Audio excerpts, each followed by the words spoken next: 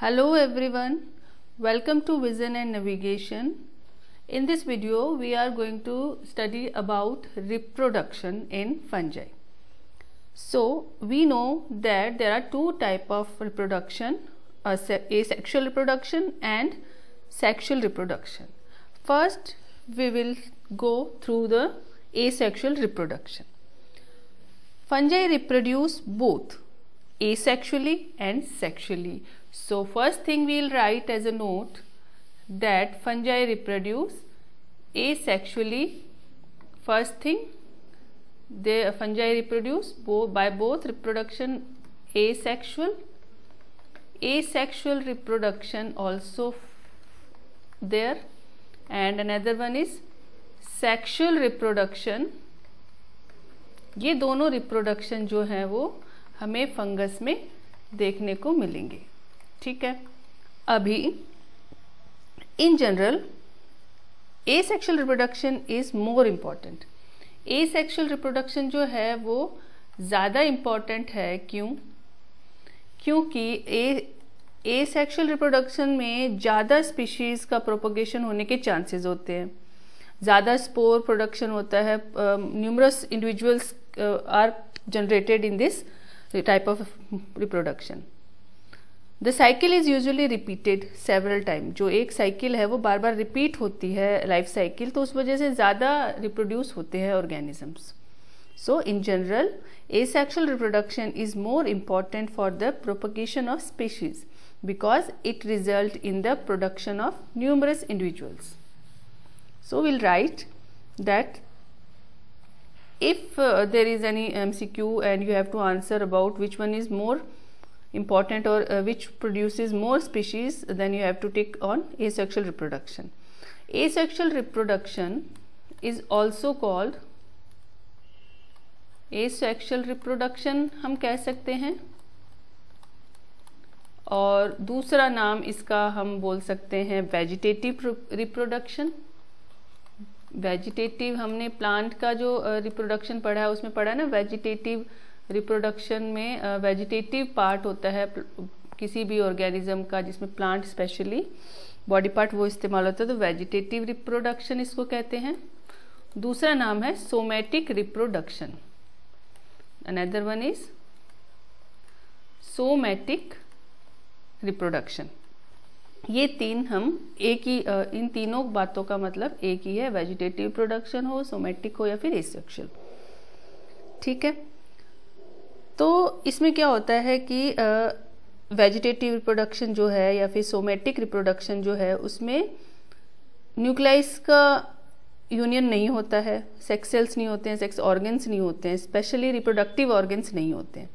जबकि sexual reproduction में क्या होते हैं, कुछ न्यूक्लियस का यूनियन भी होता है, वहाँ पे पूरी थैलस भी फंगस में रिप्रोडक्शन में पार्टिसिपेट करती है या फिर उसका कोई एक सेल भी. तो इस केस में हम लिखेंगे कैरेक्टरिस्टिक ऑफ एसेक्सुअल रिप्रोडक्शन के, सेक्सुअल रिप्रोडक्शन के हम लिख लेते हैं कैरेक्टरिस्टिक. सेक्सुअल रिप्रोडक्शन में एक तो यूनियन ऑफ न्यूक्लियाई, न्यूक्लियस जो है वो यूनाइट होते हैं, फ्यूजन होता है, न्यूक्लियाई का गैमेट फॉर्मेशन होता है. ठीक है, takes place. Second, entire thallus में be converted into reproductive structure. पूरी जो थैलस है गेट कन्वर्ट्स इनटू, ऐसा हो सकता है, ऐसा नहीं कि सारे ही फंजाई जो होती हैं उनमें थैलस होती हैं वो रिप्रोडक्टिव स्ट्रक्चर में बदल जाती है, पर जब ऐसा होता है तो वो क्या होता है, होलोकार्पिक कहलाता है. Reproduction reproductive organ.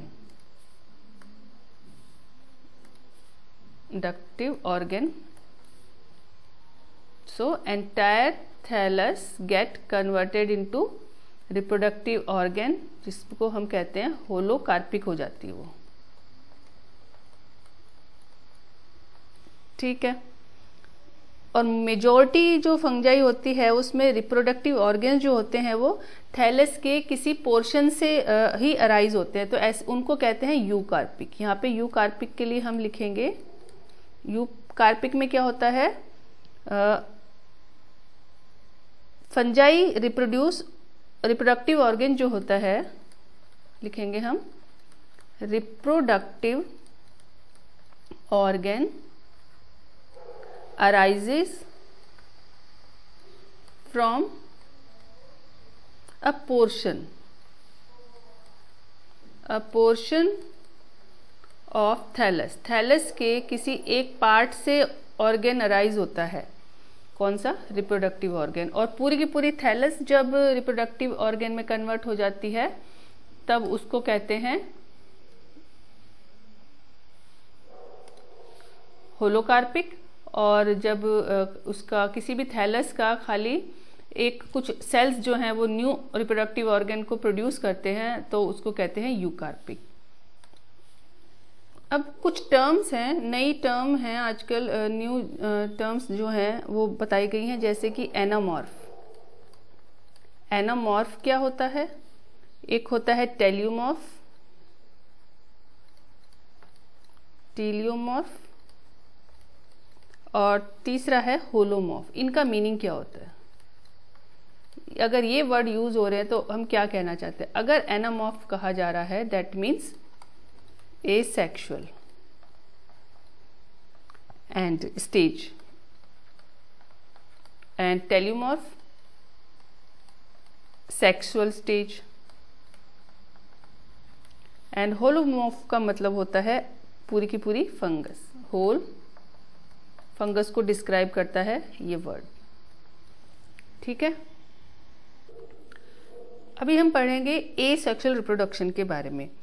Means we can write fungi reproduce asexually. Asexually के लिए कई टाइप से वो करती है। एसेक्सुअली बाय फर्स्ट फ्रेगमेंटेशन,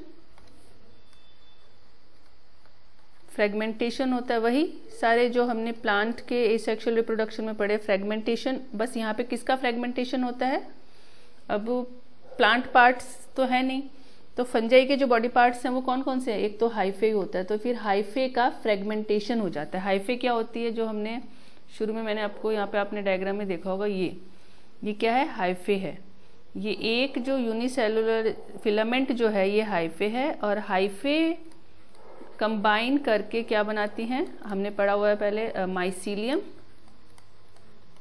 और माइसीलियम जो है वो एक पूरा थैलस बनाती है। फंगस की बॉडी को थैलस कहते हैं क्योंकि वो प्रॉपर प्लांट के उसमें पार्ट्स नहीं होते हैं, रूट्स नहीं होती हैं, स्टेम नहीं होती हैं, लीव्स नहीं होती हैं, इसलिए उसको थैलस बोला जाता है। ट्रू बॉडी नहीं होती है प्लांट की। तो यहाँ पर fragmentation of hyphae, second fusion of, fusion मतलब टूटना और फ्यूजन का मतलब जुड़ना, तो fusion of somatic cells. Somatic cells कौन से होते हैं, जो कि रिप्रोडक्टिव नहीं होते। सोमेटिक सेल्स का फ्यूजन होता है वो सेल्स जो वेजिटेटिव हैं, मतलब रिप्रोडक्टिव नहीं है। वेजिटेटिव सेल्स जो होते हैं, नॉन रिप्रोडक्टिव पार्ट जो होता है, वो उनमें फ्यूजन हो जाता है और वो फिर एक नया ऑर्गेनिज्म बनाते हैं, मतलब फंगस बनाते हैं, ठीक है। थर्ड वन जो है, ये भी हमने उसमें पढ़ा है प्लांट्स के पढ़ते वक्त की बडिंग।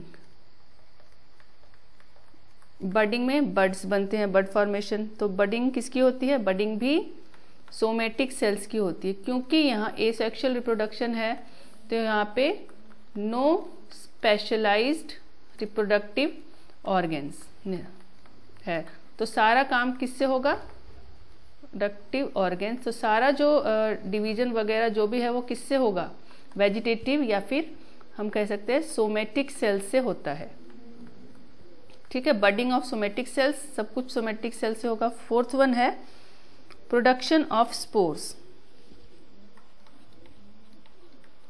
प्रोडक्शन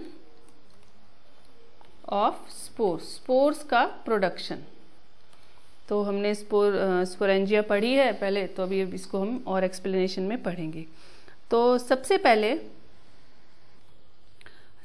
इसमें क्या होगा कि हाइफे जो है, अगर ये हाइफे जो आप देख रहे हैं, ये हाइफे अगर टूट जाती है, हाइफे कैसी होगी, हाइफे होगी ऐसी सिंगल सेल्ड, ऐसी लंबी होगी, फिलामेंट जैसी होगी। पर अगर ये हाइफे टूटकर छोटे छोटे सेल्स, अलग अलग सेल्स के रूप में बना, खुद इसका हर एक सेल एक स्पोर के रूप में काम करेगा, तब हम इसको कहेंगे आर्थ्रोस्पोर। जैसे कि पहले ये एक आप देख रहे हो, यहाँ से एक फिलामेंट के रूप में आ रही है हाइफे, और बाद में क्या हुआ कि ये टूट गई और इसका हर एक सेल जो है एक स्पोर बन जाएगा, और फिर वो जर्मिनेट होके एक न्यू हाइफे बनाएगा, जो कि माइसीलियम बनाएगी, जो कि थैलस बनाएगी बाद में। तो ऐसे जो स्पोर बनते हैं उनको कहते हैं आर्थ्रोस्पोर। तो हम लिखेंगे कि आर्थ्रोस्पोर क्या होते हैं, when hyphae break down and form spore. तो हम सबसे पहले, कहाँ चला गया पेज, ये रहा, तो हम यहीं लिखते हैं, इसमें लिख लेते हैं। हम पहला वर्ड हमारे लिए लिखेंगे, हमारा जो फर्स्ट टॉपिक है कि आर्थ्रोस्पोर क्या होता है। Arthrospore, what is arthrospore. तो if the cell become in the hyphae, ये चांसेस होते हैं किस प्रकार वो करेगी, situation, condition, environmental condition, adverse condition है या फेवरेबल कंडीशन है, उसके अकॉर्डिंग। सो द हाइफे में break up into breakup into their component cell, उसका हर एक सेल जो है वो क्या बनेगा, स्पोर बना लेगा उसके अपने सेल्स में। कंपोनेंट सेल का मतलब होता है कि जैसे ये हाइफे है, ये हाइफा है, ये एक हाइफा जो थी, ये हाइफा के कंपोनेंट सेल कितने सेल है इसमें, एक ये सेल है, ये इस हाइफा का कंपोनेंट सेल है, मतलब इससे, इन सेल से जुड़कर ये हाइफा बनी है, तो ये इसके कंपोनेंट सेल हो गए ना। तो हाइफा में ब्रेकअप इनटू कंपोनेंट सेल, अपने सेल्स में टूट जाएगी और क्या बनाएगी, कैसे व्यवहार करेगी, एक स्पोर के जैसे व्यवहार करेगी। Cells that behave as spore. तो ये जो हर एक सेल जो है वो एक स्पोर के रूप में बिहेव करेगा, जिसे spore. So this spore, this type of spore, spores produced from somatic cell are called, क्या कहलाएंगे, आर्थ्रोस्पोर कहलाएंगे।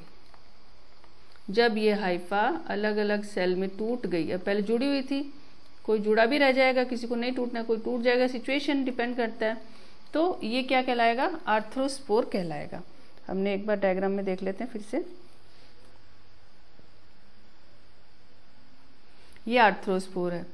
और दूसरा होता है, यहाँ पे हम देखेंगे कि ये भी, ये वाली जो माइसीलियम है या हाइफा है, और ये वाली भी ऐसी ही हाइफा थी, पर इसके जो सेल थे बीच में, कोई कोई सेल क्या हुए, उनकी मोटी थिक वॉल बन गई। उनमें क्या हुआ कि cell become enveloped in a thick wall before they separate. ये पहले क्या करेंगे कि यहाँ पे तो ये सेपरेट तो हो गए, जैसे थे वैसे के वैसे ही सेपरेट हो जाते हैं, बट यहाँ क्या हुआ कि सेपरेट होने से पहले अपने चारों तरफ एक थिक प्रोटेक्टिव वॉल बना लेंगे, ठीक है, अलग होने से पहले।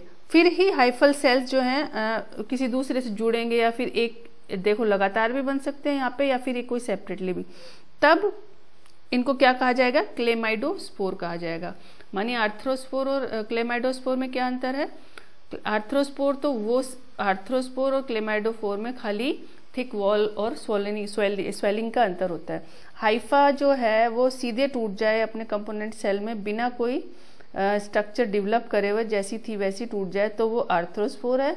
और अगर वो टूटने से पहले, अलग होने से पहले हाइफा के जो सेल हैं वो क्या बना लेंगे, ये थिक वॉल बना लेंगे अपने चारों तरफ, तो उसको कहेंगे, थिक वॉल बनाने को कहेंगे क्लेमाइडो, उसको कहते हैं क्लेमाइडोस्पोर।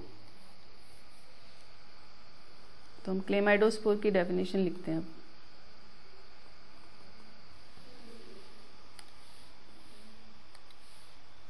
सेकंड, व्हाट इज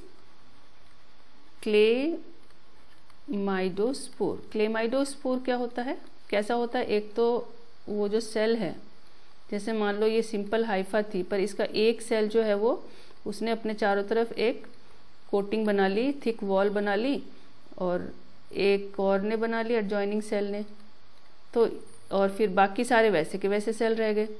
तो ऐसे केस में क्या कहलाएंगे? ये क्या है? क्लेमाइडोस्पोर्स हैं। तो इनकी डेफिनेशन क्या हुई? That cells of hypha develops a thick envelope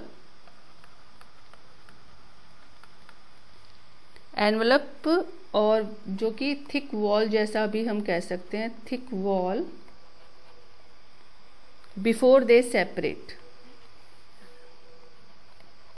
around them before they separate. अपने चारों तरफ एक थिक वॉल बना लेंगे, तो वो क्या कहलाएंगे? वो वाले जो स्पोर बाद में सेपरेट होंगे,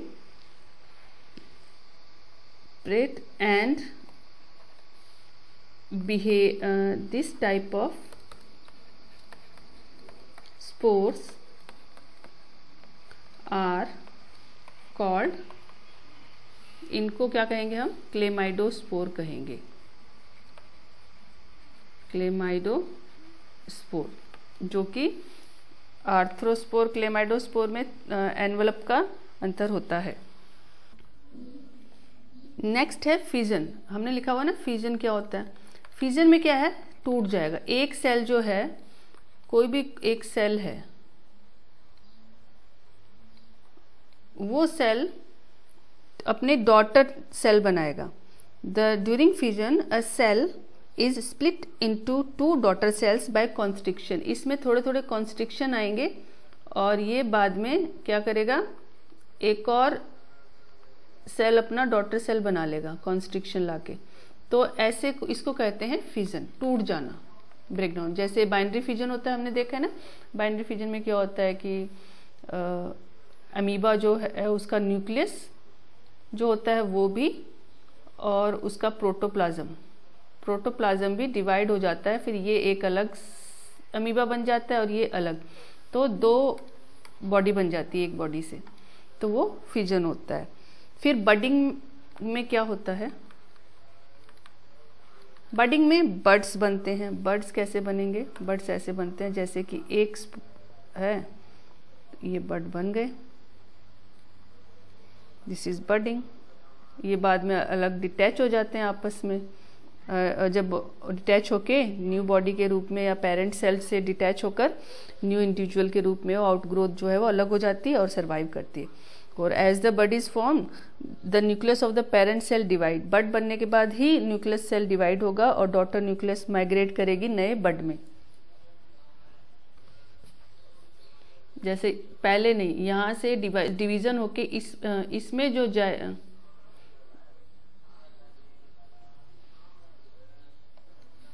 इसमें जो जाएगा वो क्या होगा? डॉटर सेल होगी, डॉटर न्यूक्लियस का न्यूक्लियस होगा। तो इस प्रकार ये बडिंग हो जाती है। इससे फिर बडिंग के द्वारा क्या होता है कि जो बर्ड्स की एक चेन बनती जाती है। तो chain of bird is called, क्या कहलाएगी? सूडोमाइसीलियम। सूडो मतलब झूठी, फॉल्स मतलब माइसीलियम जैसा लुक ले लेते हैं ना, तो उनको कह रहे हैं सूडोमाइसीलियम, वो कहलाती है कई बार। सबसे कॉमन मेथड जो है इस सेक्सुअल रिप्रोडक्शन में वो है spore formation. Most common method of asexual reproduction in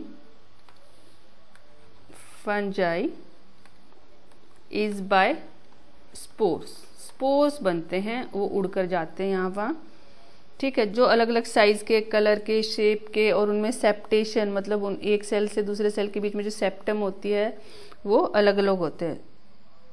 जो स्पोर जो है वो किस में बनते हैं? स्पोरेंजियम में बनते हैं। तो जिसमें स्पोर्स बनते हैं उसको बोलते हैं स्पोरेंजियम, और जहाँ पे स्पोरेंजियम लगते हैं स्पोरेंजियोफोर कहलाती है। Spore formation takes place in sporangiophore, sporangiospores में हो सकती है, या फिर जो हाइफे होती है उनकी टिप पर जो स्पोर्स बनते हैं उनको, जिनको कोनिडिया कहते हैं, तो दो तरीके से हो जाती है स्पोर फॉर्मेशन। एक तो spores form eight sporangiospores,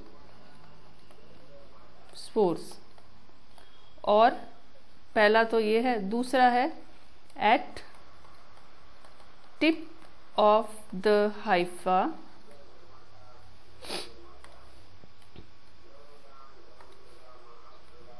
Haifa के जो टिप पर स्पोर्स बन जाते हैं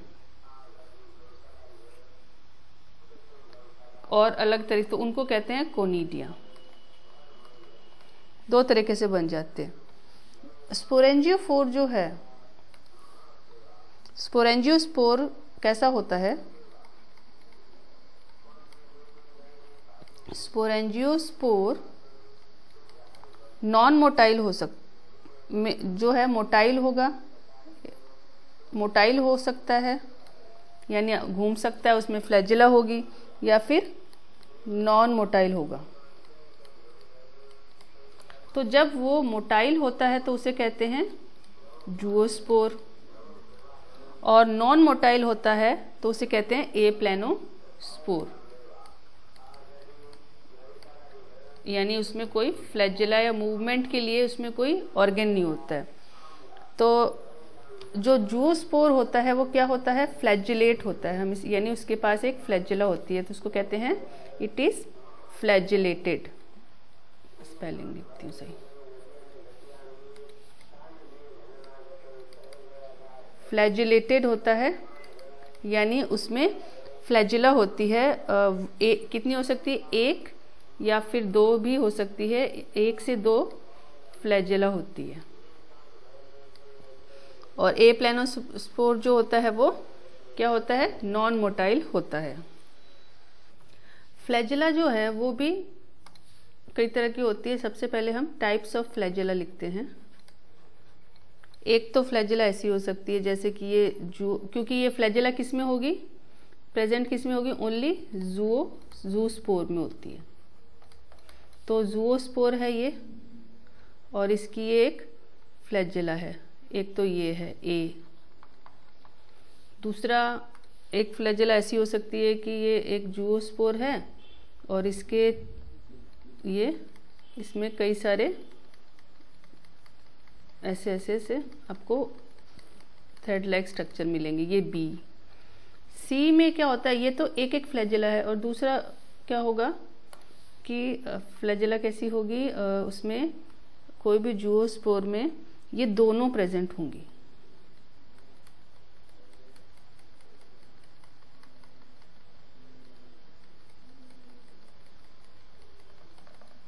तो इसको भी हम ये बनाते हैं। और डी में क्या होगी? आप देख रहे दोनों तरफ है। और एक और जो होगा तरीका वो ये होगा कि ये आपका जूओस्पोर है, तो इसमें एक फ्लैजिला तो नीचे,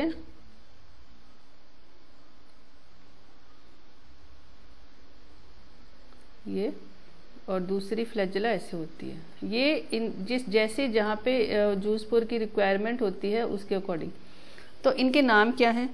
सबसे पहले तो ये वाला, ये मोनोफ्लैजिलेटेड है, यानी दो तरह की होती है फ्लैजिला। मोनोफ्लैजिलेटेड, दूसरा बाईफ्लैजिलेटेड। दो फ्लैजिला है,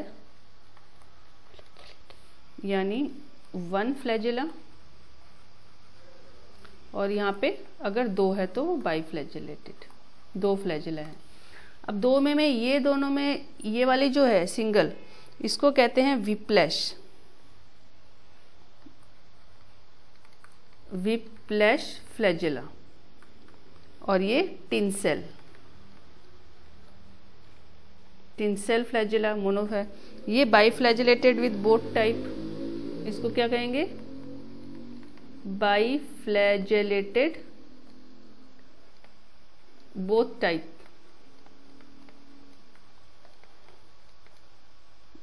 टिंसेल और विप्लैश दोनों इसमें। और ये है जो डी है, ये तीन तरह की, ये जो हैं ये दोनों हैं बाईफ्लैजेलेटेड बोथ टाइप है। कोनिडिया दूसरा जो है, हम कोनिडिया के बारे में पढ़ते हैं। कोनिडिया में क्या क्या सिस्टम होता है, जो कि कोनिडिया थी क्या, कोनिडिया जो है these are spores which are produced at the tips of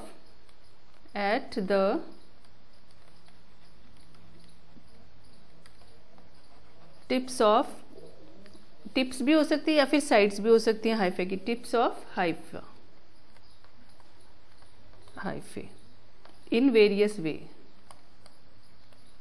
अलग अलग तरीकों से ये बनती है, जिसमें कोनिडिया जो है वो मेन होता है, जनरली कोनिडिया होती है। तो कोनिडिया कैसी होती हैं, इनकी खास बात क्या होती है, कोनिडिया जो है वो first thing they are non motile, no flagella, non motile होती हैं, ए प्लेनोस्पोर होती हैं ये, ठीक है। कोनिडियोजिनस सेल से बनती हैं, they are formed, conidia are formed by at the conidiogenous, यानी वो सेल जिससे हाइफा का वो सेल जिस पे कोनिडिया बन जाती है उसको कोनिडियोजिनस सेल बोल देते हैं, या कोनिडियोफोर भी बोलते हैं, ऑन कोनिडियोफोर, कोनिडियोफोर। सिंगल भी होती है या ग्रुप में भी बन जाती हैं, म्यूकस के ड्रॉपलेट की वजह से, ठीक है। तो इसका जो है अलग ही हमें कोनिडिया का अलग वीडियो मैं बनाऊंगी, हम तब उसमें इसको पढ़ेंगे। इस वीडियो में इतना ही। Thank you, have a nice day. Subscribe कीजिए चैनल को, और सारे अपडेट्स के लिए, नोटिफिकेशन के लिए बेल आइकन को दबाएं।